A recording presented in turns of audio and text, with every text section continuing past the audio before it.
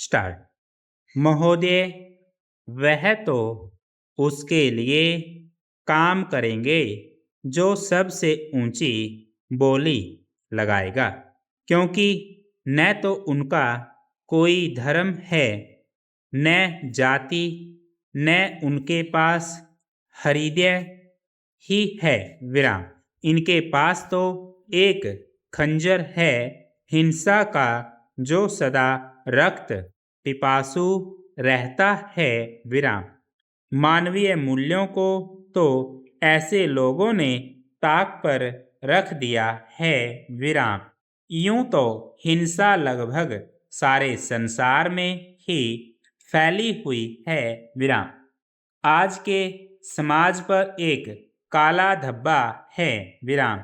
एक और भाईचारे और सद्भाव की बातें होती हैं तथा दूसरी ओर हिंसात्मक कारनामे। विराम।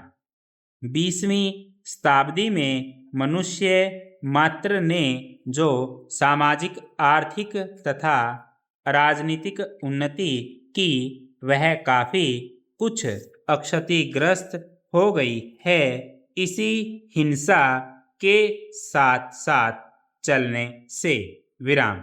सर्वोन्मुखी उन्नति के साथ साथ 20वीं शताब्दी ने हमें दिया विज्ञान, और विज्ञान ने दिए विनाशकारी अस्त्र शस्त्र, जो पूरी की पूरी सभ्यता को समूल विनाश करने की अक्षमता रखते हैं। विराम।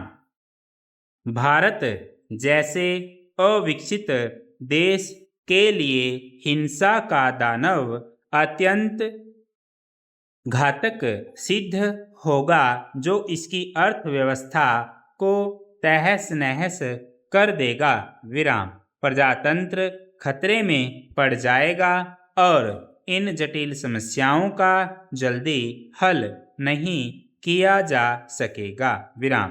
परिस्थितियां संकेत करती हैं कि ठंडे दिमाग से सोचें, विचार करें और समस्या को हल करने की कोशिश करें। विराम।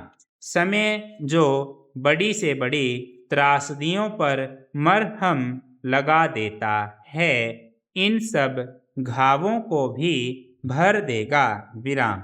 लेकिन जब भी स्थितियां नहीं सुधरी तो यह घाव कभी नहीं भरेंगे, नासूर बन जाएंगे। विराम। यह भी समझने की बात है कि सबकी जीवन यात्रा यहाँ दो प्रकार से बंटी हुई रहती है। विराम। यात्रा का एक प्रकार वह होता है जिसे विविध नगरों, देशों, तीर्थ स्थलों और अन्य दर्शनीय स्थलों के देखने और जानने के लिए समय समय पर हम करते रहते हैं। विराम। दूसरा प्रकार हमारी यात्रा का आध्यात्मिक होता है। विराम। हमारी यह आध्यात्मिक यात्रा नित्य निरंतर चलती रहती है। विराम। कौन इस सत्य से इनकार कर सकेगा कि हम इस जगत में अपने जीवन पथ के यात्री नहीं हैं। विराम। सच तो यह है कि हम निरंतर चलते रहने वाले यात्री के रूप में ही यहाँ आए हैं और यात्री के रूप में ही यहाँ से उस अगले पड़ाव पर चले जाएंगे जिसका हमें स्वयं कोई ज्ञान नहीं है। विराम। अपने इस वर्तमान जीवन पथ पर हम कहाँ से किस पिछले पड़ाव से आ गए हैं, यह भी हमारी जानकारी से बाहर है। संपूर्ण विराम।